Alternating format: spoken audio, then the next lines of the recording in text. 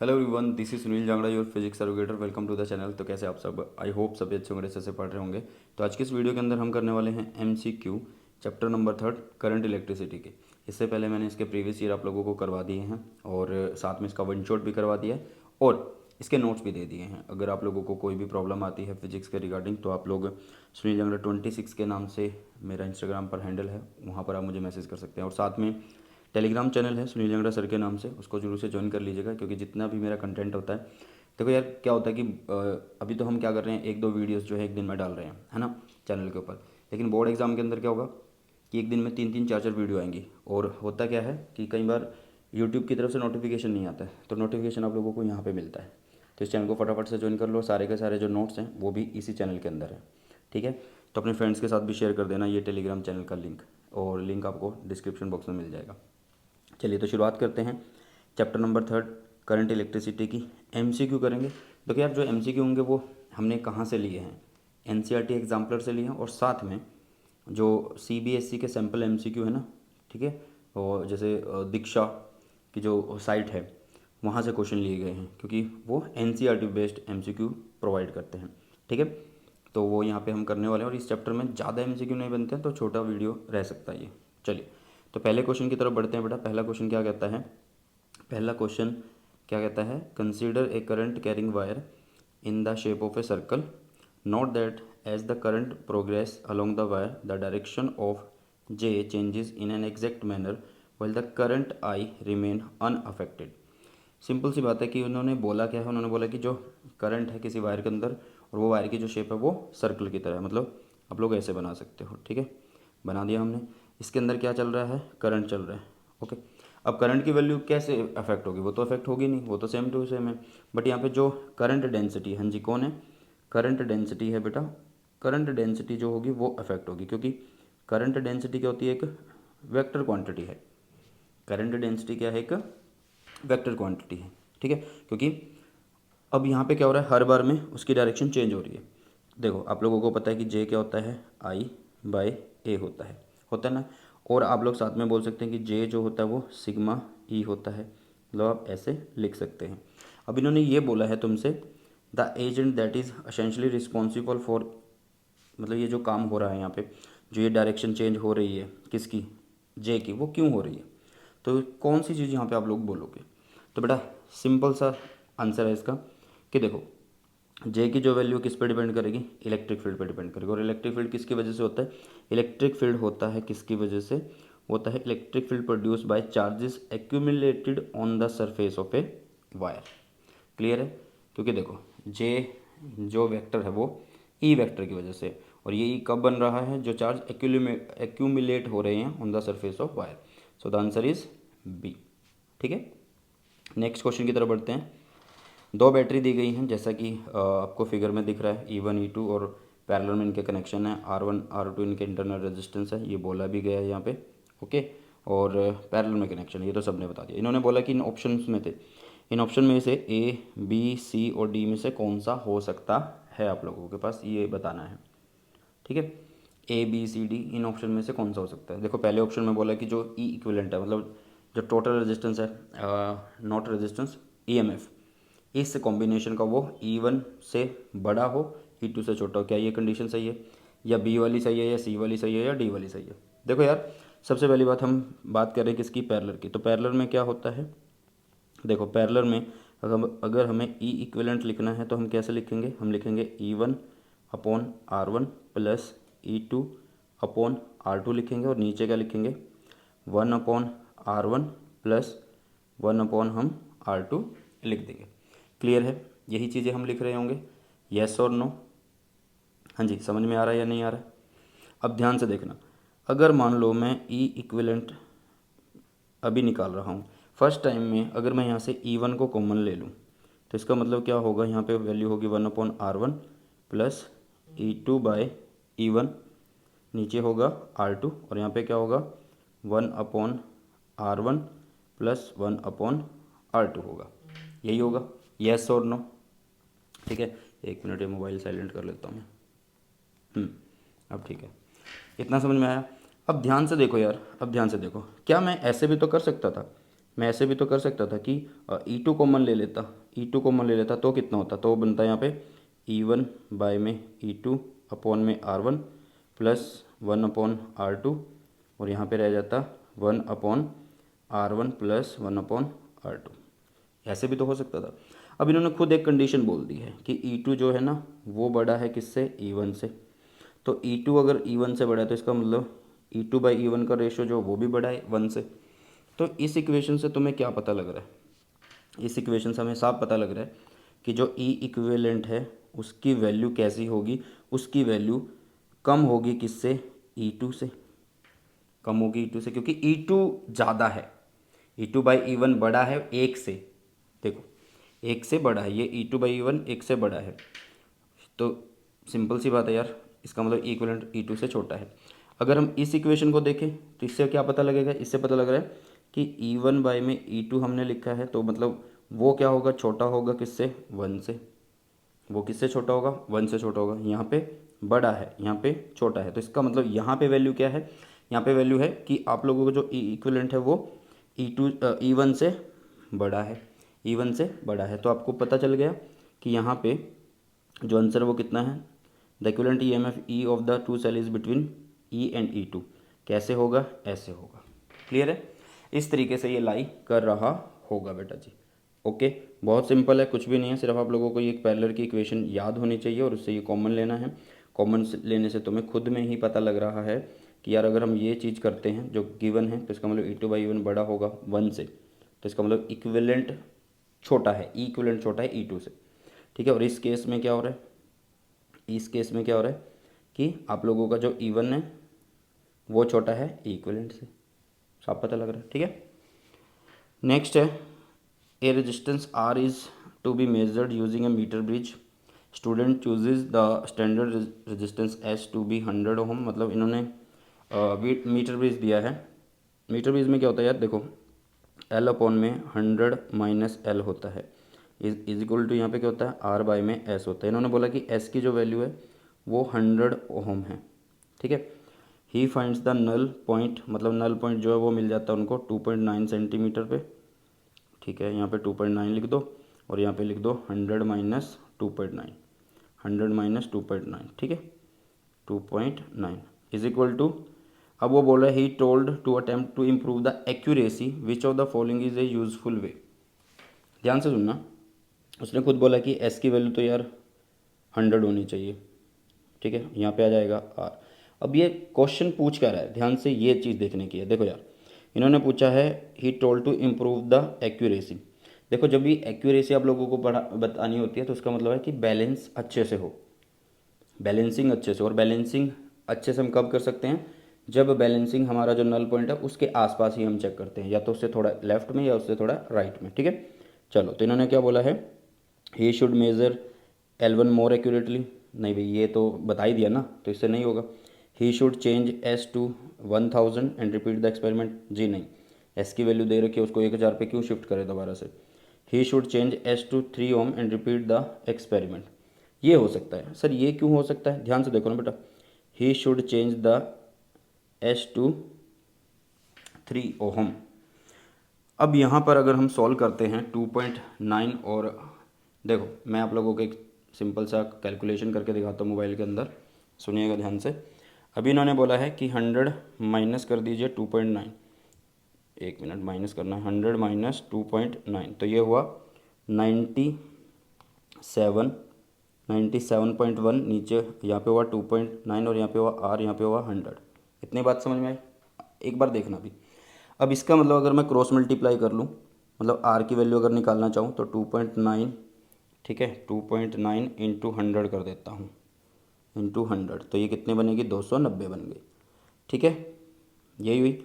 और इसके नीचे किसको कर दूंगा, 97.1 को कर देता हूँ, मतलब 290 को डिवाइड कर देता हूँ 97.1 से, तो ये होगा 2.98 आने वाला है। अब ध्यान से देखना, ये किसकी वैल्यू है, ये आर की वैल्यू है। हाँ जी, किसकी वैल्यू है, आर की वैल्यू है 2.98। तो क्यों ना, अगर हमें बैलेंसिंग करनी है, अगर हमें बैलेंसिंग करनी है तो इसका मतलब एस की वैल्यू भी लगभग लगभग इसके बराबर आ जानी चाहिए भाई। तो इसका मतलब हमें एस की वैल्यू को चेंज करना होगा 3 ओम पे, और एक्सपेरिमेंट को बार बार रिपीट करना होगा बेटा, ठीक है। अगर मैं सीधा ऐसे बोल देता तुम्हें कि सी है, तो फिर तुम्हें लगता कि यार ये तो कुछ बात ही नहीं हुई, तो इसलिए पूरा सोल्यूशन मैंने तुम्हें करके दिखा दिया। Next, 2 cell of EMF approximately 5 volt, 10 volt are to be accurately compared using a potentiometer of length 400 centimetre. मतलब 2 सेल दिए गए हैं, दोनों के EMF दिए गए हैं आप लोगों को। एक का EMF कितना है, एक का EMF है 5 वोल्ट, और एक का EMF कितना है बेटा, 10 वोल्ट है ना, 10 वोल्ट है। ओके, वो बोल रहा है कि इसकी लेंथ जो है वो 400 मीटर, सॉरी 400 मीटर नहीं, 400 सेंटीमीटर है। तो इनमें से कौन सी सॉल्यूशन हो सकता है? Option, the battery that runs the potentiometer should have voltage of 8 volt. क्या पोटेंशियोमीटर के लिए जो बैटरी है वो 8 वोल्ट होनी चाहिए? जी नहीं, क्योंकि देखो सिंपल सा है यार, पहला सेल 5 वोल्ट का है, दूसरा 10 वोल्ट का है, और पोटेंशियोमीटर में क्या होता है, V is directly proportional length होता है। तो यहाँ पे नेक्स्ट देखते हैं, the battery of potentiometer can have a voltage of 15 volt and are adjusted so that the potential drop across the wire slightly exceed 10 volt. ये हो सकता है, ठीक है, क्योंकि साफ पता लग रहा है कि 5 और 10 के बीच में है, ठीक है। तो आप बोलोगे कि यार जो पोटेंशियोमीटर की वोल्टेज है वो 15 हो सकती है, और वो जो वोल्टेज ड्रॉप है वो 10 को एक्सीड कर सकता है। उससे कम की बात थोड़ा ही हम कर रहे होंगे, ठीक है ना। चलो, तो ये हुआ आप लोगों के पास 3.4। वैसे कई बच्चों ने पोटेंशियोमीटर छोड़ रखा है और सीबीएसई में है भी नहीं है, तो इस क्वेश्चन को आप लोग स्किप भी कर सकते हैं। मैंने सोचा यार ये इंपॉर्टेंट है, मतलब इंपॉर्टेंट इन द सेंस कि एनसीईआरटी एग्जाम्पलर में कितने ही एमसीक्यू होते हैं, 7-8 एमसीक्यू होता है, तो मैंने सोचा करवा ही देता हूँ, ठीक है। नेक्स्ट, एक मेटल रोड है जिसकी लेंथ कितनी है, 10 सेंटीमीटर है, और रेक्टेंगुलर क्रॉस सेक्शनल एरिया जो है वो दिस है। इसका मतलब जो मेटल है वो कुछ इस फॉर्म में है, मेटल जो है वो कुछ इस फॉर्म में है भाई साहब, ठीक है, ऐसी फॉर्म के अंदर है, ठीक है। यहाँ पे मिला देना, जो भी है ऐसे मिला देना, ठीक है। वो बोला कि ये वाली जो लेंथ है वो 10 सेंटीमीटर है, और ये जो एरिया क्रॉस सेक्शन है वो 1 × 1/2 सेंटीमीटर स्क्वायर है। एरिया बता दिया, तो वो बोल रहा है कि हमें यहाँ पे रेजिस्टेंस कैसा होगा। देखो, द रेजिस्टेंस विल बी, मतलब मैक्सिमम कब हो सकता है, the maximum when the battery is connected to across 1 centimetre 1/2 centimetre this, maximum when the battery is connected to this, maximum when the battery is connected to this, और same respective of the 3 faces, ठीक है। Question को एक बार दोबारा पढ़ लो, क्या बोला है। एक मेटल रोड है जिसकी लेंथ 10 सेंटीमीटर है, एरिया ऑफ क्रॉस सेक्शन ये है, एक बैटरी कनेक्ट करी जाती है अक्रॉस अपोजिट फेसेस, या तो इधर और इधर कनेक्ट करी जाएगी या इधर और इधर कनेक्ट करी जाएगी। तो आप लोगों को बताना है the resistance will B, resistance कैसा होगा। देखो यार, जो रेजिस्टेंस होता है, रेजिस्टेंस वो होता है रो एल बाई में ए, मतलब आप बोलोगे कि resistance is directly proportional length और इन्वर्सली एरिया। अब देखो यहाँ पर अगर हम इन पे कनेक्ट करते हैं तो इनका एरिया कम है, cross sectional area, as compare to these faces, ये फेस और उधर वाले फेस के। भाई बड़ा फेस अगर मैं लेता हूँ उसका एरिया ज़्यादा होगा, तो इसका मतलब अगर एरिया ये कम हो गया तो रेजिस्टेंस ज़्यादा होगा, ठीक है। तो आप सीधा सा बोल सकते हैं कि मैक्सिमम होगा करंट जब बैटरी को कनेक्ट करेंगे इस कंडीशन में, किस कंडीशन में, कि यहाँ पे अगर कनेक्ट कर देंगे, ठीक है। अगर हम इधर और इधर कनेक्ट करते हैं, ऐसे कनेक्शन बना देते हैं बैटरी का, तो उसमें क्या होगा, लेंथ ज़्यादा होगी, ठीक है, लेंथ ज़्यादा होगी तो एरिया भी ज़्यादा हो रहा है, सॉरी लेंथ ज़्यादा नहीं होगी, लेंथ क्योंकि ये वाली हो जाएगी, लेंथ कम हो जाएगी और एरिया ज़्यादा हो जाएगा, हाँ एरिया ज़्यादा हो जाएगा, ठीक है। और एरिया ज़्यादा हो गया तो रेजिस्टेंस कम हो गया, और यहाँ पे रेजिस्टेंस कहीं पे कम दे ही नहीं रखा, ठीक है। तो आंसर जो होगा वो होगा बेटा जी A. Next, which of the following characteristics of electron determines the current in a conductor, मतलब करंट किसी कंडक्टर के अंदर कौन डिटरमाइन करता है, ठीक है। तो यार सिंपल सा एक फॉर्मूला है, आई इज इक्वल टू क्या होता है, आई इज इक्वल टू होता है ANEVD। तो यहाँ पे आप लोगों को पता है कि ड्रिफ्ट वेलोसिटी है इसके अंदर, तो आप बोल सकते हैं कि ड्रिफ्ट वेलोसिटी अलोन हो सकता है, ठीक है, वही होगा। नेक्स्ट, ये दीक्षा के जो क्वेश्चन होते हैं बेटा, जो CBSE सैम्पल MCQ है वो वाले मैं करवा रहा हूँ तुम्हें। पहले अभी तुम्हें क्या पूछा गया है, यहाँ पे पूछा गया है एक सेल है जिसका EMF E है, उसको कनेक्ट किया जाता है एक्सटर्नल रेजिस्टेंस R से, पोटेंशियल डिफरेंस अक्रॉस V से, इंटरनल रेजिस्टेंस क्या होगा। तो सिंपल है, हमें इसका मतलब EMF, पोटेंशियल डिफरेंस और R और एक्सटर्नल रेजिस्टेंस के बीच का एक रिलेशन लिखना है। और वो रिलेशन बहुत ही ज़्यादा सिंपल होता है, हमने पहले भी करा हुआ है। तो हम लिखेंगे R इज़ इक्वल टू क्या होगा, E upon V minus 1 into में रेजिस्टेंस। ठीक है, आप इसको ऐसे भी लिख सकते हो, E minus V upon V, और ऐसे। तो यहाँ पे देख लो हमारा कौन सा ऑप्शन है यार, बी ऑप्शन है, क्योंकि देखो E minus V upon V R, अगर ये वाला की फॉर्म में होते तो इस फॉर्म को हम कनेक्ट कर लेते। समझ में आ रहा है? अगर ये वाली फॉर्म दी होती तो इस फॉर्म को क्लिक कर लेते। अब फॉर्म ये दी गई है तो इसलिए हमने इसको ऐसे लिखा है, ऐसे। ठीक है, सो द आंसर इज़ क्या, आंसर होगा बी आप लोगों के पास। क्लियर है?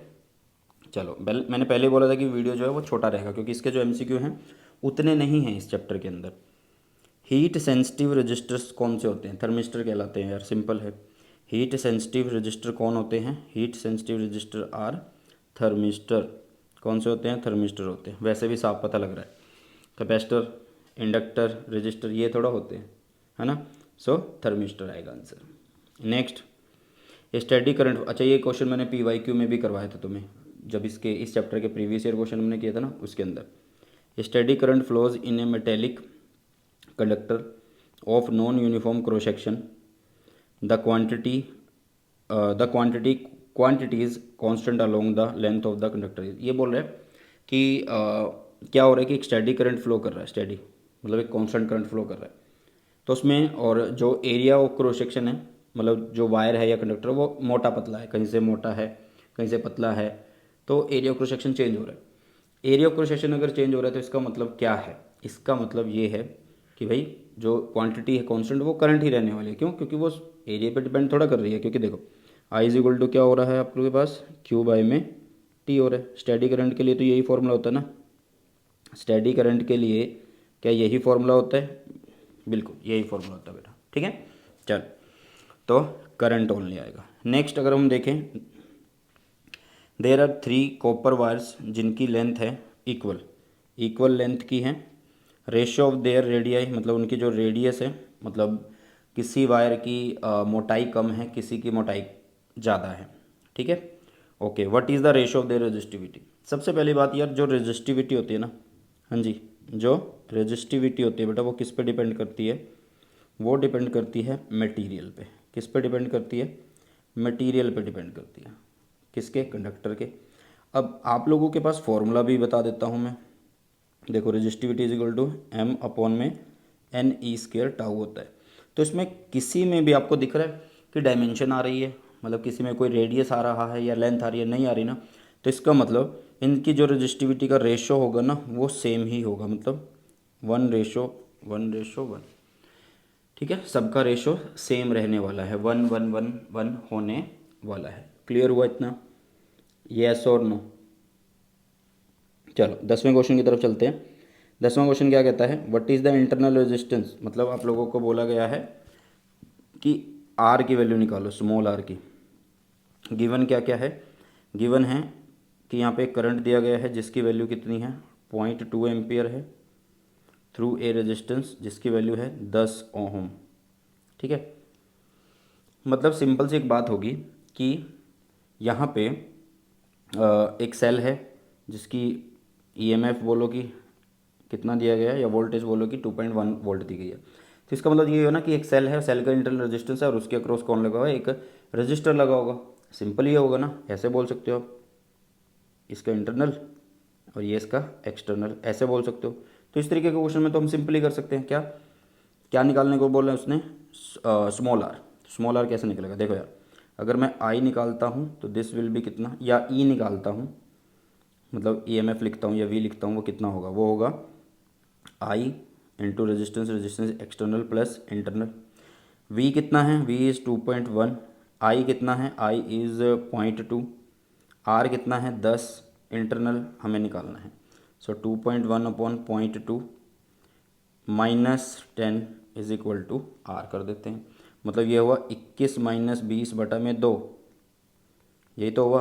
और यहाँ पे हो गया आप लोगों के पास कितना? 1/2, मीन्स आर की वैल्यू कितनी हुई? 0.5 ओहम हो गई। 0.5 ही है ना? हाँ 0.5 है। ठीक है, यस और नो? इस तरीके से आप लोग ये क्वेश्चन कर सकते हैं। Next, charge through a conductor is given as this. मतलब चार्ज दिया गया आप लोगों को, जिसकी वैल्यू कितनी दी गई है, 1 मिनट, अरे जस्ट अ मिनट, चार्ज जो है बेटा उसकी वैल्यू कितनी है, चार्ज की वैल्यू आप लोगों के पास 4t² प्लस 4t प्लस 4 दे रखी है। तुमसे वो बोल रहा है कि एट 2 सेकंड पे, मतलब टाइम भी दिया हुआ है, 2 सेकंड दी हुई है, करंट तुम्हें निकालना है।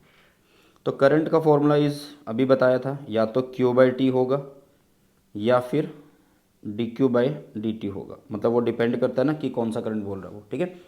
तो मतलब जहाँ पे चार्ज टाइम के साथ चेंज हो रहा है, तो हम ये फॉर्मूला लगा लेते हैं। तो मतलब I इज इक्वल टू कितना होगा, dQ/dt हो गया, इसको सॉल्व करो कितना बनेगा, d/dt, Q की वैल्यू कितनी है 4t² प्लस 4t प्लस 4, ठीक है। तो डिफ्रेंशिएशन करेंगे तो 4, ये आ गया 2t प्लस ये आ गया 4। डिफ्रेंशिएशन आई होप कि सभी को आती होगी, ठीक है, और आनी भी चाहिए भाई इस टाइम पे। तो ये हो गया कितना 8t प्लस 4।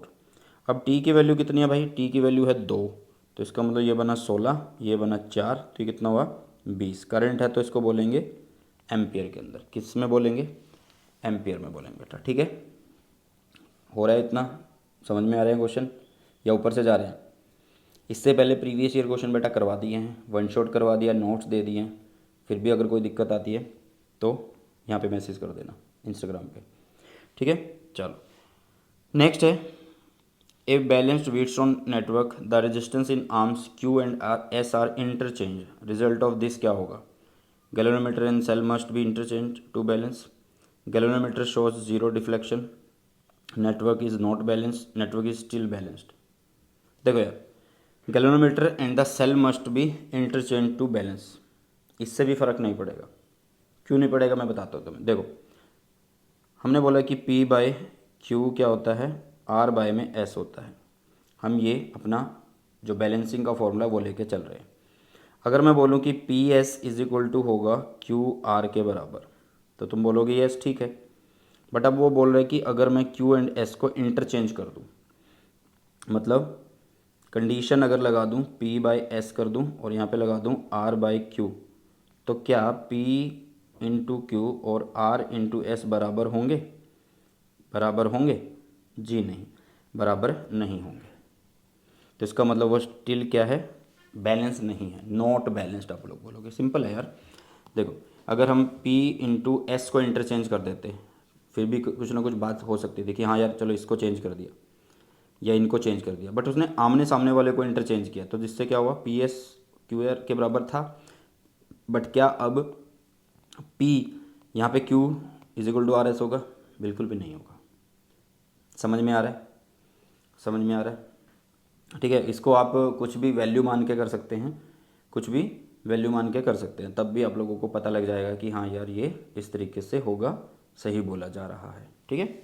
चलो तो इसका मतलब है ये क्या है, network is not balanced. Next next है, the basic law for analysing an electric circuit are, क्या होते हैं यार इलेक्ट्रिक सर्किट में अगर हमें उनको एनालाइज करना है, मतलब करंट वोल्टेज निकालनी है, तो कौन सा लॉ यूज़ कर रहे हैं, किरचॉफ्स लॉ यूज़ कर रहे हैं, ठीक है। Einstein theory, Newton's law, Faraday's law थोड़ा यूज़ कर रहे हैं, ठीक है। The basic laws for analysing an electric circuit, analyse करना, नॉट अगर वो बोल दे कि फैराडे क्या था, ईएमएफ बताता था ना कि कैसे बना है फ्लक्स चेंज होने से। न्यूटन्स लॉ में मोशन के बारे में बात होगी, आइंस्टाइन थ्योरी में किसके बारे में बात करेंगे यार, वर्क फंक्शन हो गया, फोटोन हो गया, इन सब चीज़ों के बारे में बात करूँगे। बट सीधा पता लग रहा है यार सर्किट एनालाइज करने के लिए किरचॉफ्स लॉ। नेक्स्ट है 3 आइडेंटिकल सेल, जिसमें सबकी वैल्यू कितनी है 4 वोल्ट है, ठीक है। सबकी वैल्यू कितनी है 4 वोल्ट है। और आगे बोला जा रहा है कि इंटरनल रेजिस्टेंस जो है R है, उनको कनेक्ट किया गया है सीरीज में, और सीरीज में किसके साथ है, एक 6 ओम के रजिस्टर के साथ है। If the current flowing in the circuit is 2 ampere, the internal resistance of the each cell is what. देखो यार सिंपल सी बात है, सीरीज में बात करी गई है, सेल सीरीज में आइडेंटिकल है, तो करंट लिखेंगे I इज इक्वल टू कितने हैं 3 सेल हैं, उनकी वैल्यू कितनी है 4, नीचे टोटल रेजिस्टेंस कितना 6 प्लस में इंटरनल रेजिस्टेंस, ठीक है। अब वो 2 उसने दे रखी है करंट की वैल्यू, तो 2 भी लिख दो। तो ये बना आप लोगों के पास कितना 12, ठीक है, प्लस में 2R इज इक्वल टू 12 बन गया। अब 2R इज इक्वल टू कितना हुआ, 12 माइनस 12, सो मीन्स R की वैल्यू कितनी हो रही है, 0 हो रही है, साफ पता लग रही है। सो आंसर जो होगा वो 0 ओहम होने वाला है। कितना होने वाला बेटा, 0 ओहम होने वाला है। ओके, क्लियर है। Next, about internal resistance of a cell the correct statement is that, मतलब जो इंटरनल रेजिस्टेंस है उसके बारे में क्या बात यहाँ पे सही है। सबसे पहले हम एक फॉर्मूला लिख लेते हैं जिसको बोलते हैं R is equal to E by में वी -1 इंटू एक्सटर्नल रेजिस्टेंस। देखो यार यहाँ पे कुछ ऐसा दिख रहा है तुम्हें कि ये घट जाए, ये कब घटेगा, अगर ये चीज़ घटेगी ना टाइम के साथ साथ तो ये चीज़ बढ़ेगी, इंटरनल रेजिस्टेंस बढ़ेगा। ओके, अगर ये चीज़ बढ़ेगी तो ये घटेगी, बट कॉमन सी बात है कि ये चीज़ यूज़ होने पे तो बढ़ेगी तो है नहीं, ठीक है, घटेगी। तो भाई ये चीज़ अगर घट जाती है तो ये चीज़ बढ़ जाएगी टाइम के साथ, तो साफ पता लग रहा है यहाँ पे constant for a given cell, जी नहीं, इनफाइनाइट नहीं, finite and its value decrease with increase of time of use, नहीं, टाइम के साथ साथ इसकी वैल्यू डिक्रीज नहीं होगी, इवन इंक्रीज होगी। क्यों क्यों, क्योंकि देखो यार सिंपल सी बात है कि आंसर ये होगा, कैसे होगा वो मैं बता देता हूँ।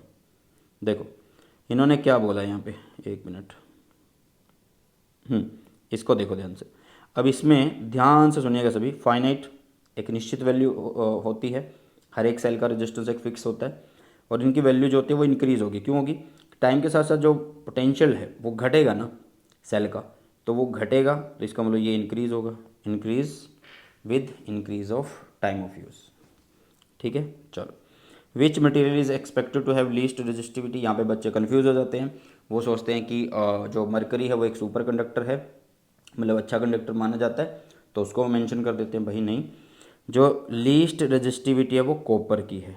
ठीक है, लीस्ट रेजिस्टिविटी वो किसकी है, कॉपर की। क्यों है, देखो हमें पता है कि रेजिस्टिविटी क्या होती है, m अपॉन में एन ई स्क्वेयर टाउ होती है, m अपॉन में एन ई स्क्वेयर टाउ होती है।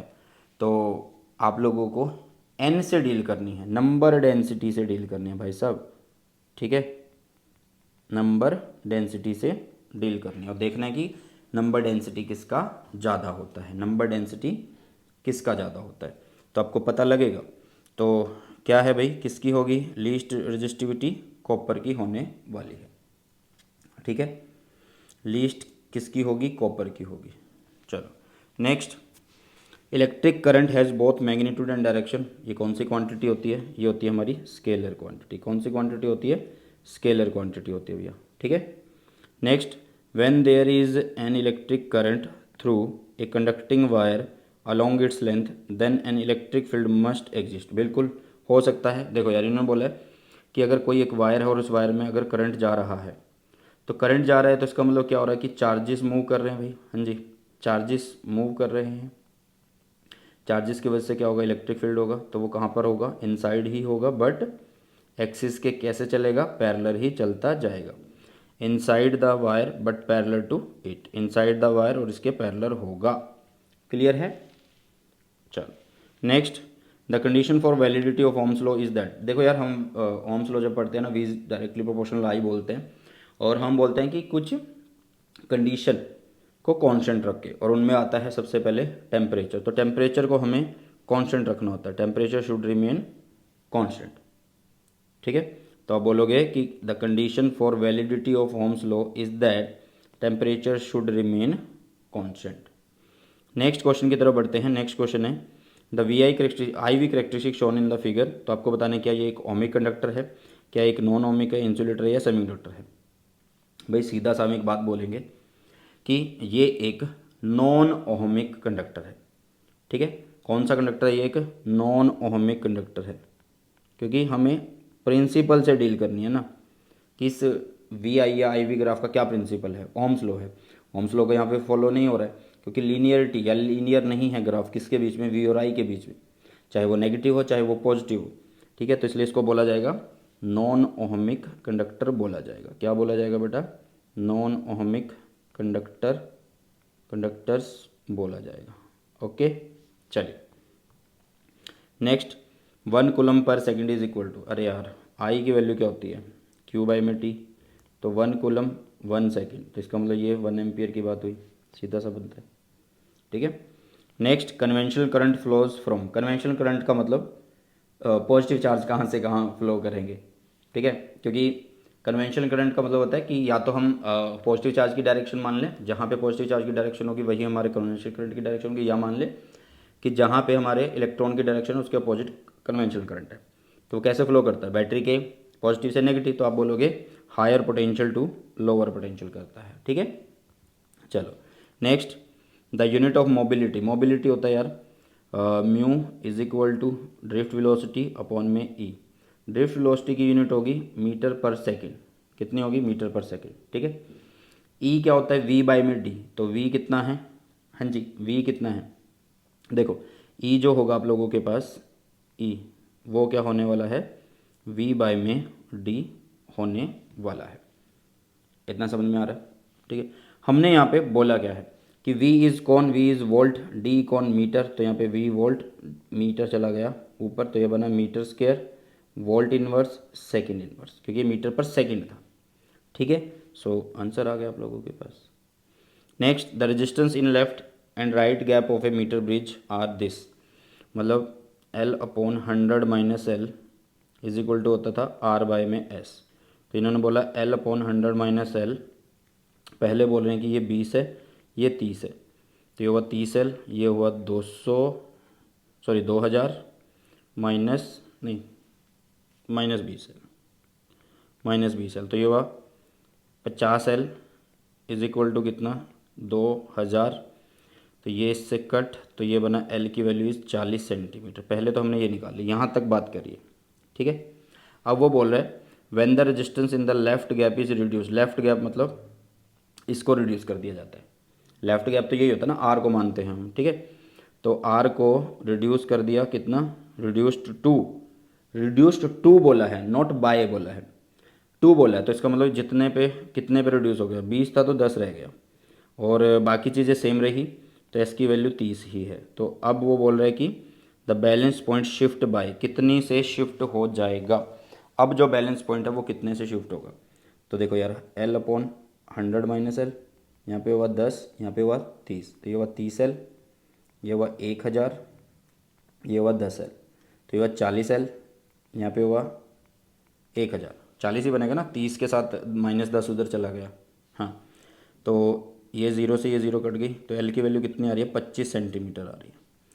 पहले L की वैल्यू कितनी थी, 40, अब कितनी है ये 25, तो 40 माइनस 25, क्योंकि हमें शिफ्टिंग बतानी है, तो it will be 15 centimetre left की तरफ, क्योंकि वो 25 आया, 25 उधर उधर से शुरू करता है ना, लेफ्ट से शुरू करता है, तो उधर की तरफ शिफ्ट होना है भाई से भी 15, ठीक है। चलो next, metre bridge is application of Kirchhoff's current law, current voltage law, balance Wheatstone bridge और ए एंड बी बोथ। यार सिंपल सी बात है कि हमने सबसे पहले व्हीटस्टोन ब्रिज पढ़ा था, व्हीटस्टोन ब्रिज, जिसमें हमने P by Q is equal to R by S एक रिलेशन पढ़ लिया था, बैलेंस जो था, ठीक है। तो मीटर ब्रिज उसी की एप्लीकेशन है, ठीक है। एप्लीकेशन है किसकी, व्हीटस्टोन ब्रिज की, application of Wheatstone bridge, application of Wheatstone bridge. Clear हो रहा है या ऊपर से चला गया, ठीक है। तो ये थे यार आज के क्वेश्चन, ठीक है। हम सभी सब चैप्टर्स जो है धीरे धीरे अपलोड कर रहे हैं बेटा, और कल आप लोगों के लिए 4th चैप्टर आ जाएगा, और बहुत जल्द मैं आप लोगों के लिए एक प्लेज भी लेके आने वाला हूँ MCQ के ऊपर, ठीक है, जिसमें मैं आप लोगों को 200 प्लस MCQ करवा दूंगा, ठीक है। चलिए, आई होप ये वीडियो, ये सेशन आप लोगों को अच्छा लगा। अगर अच्छा लगा तो अपने सभी फ्रेंड्स के साथ शेयर करना। मैंने बोला यार इस चैनल से आपके 70 में से 70 आएंगे, और वो आएंगे, बट पढ़ना पड़ेगा तुम्हें मेरे साथ, ठीक है। चलिए, सो बाय, टेक केयर, जय हिंद, वंदे मातरम।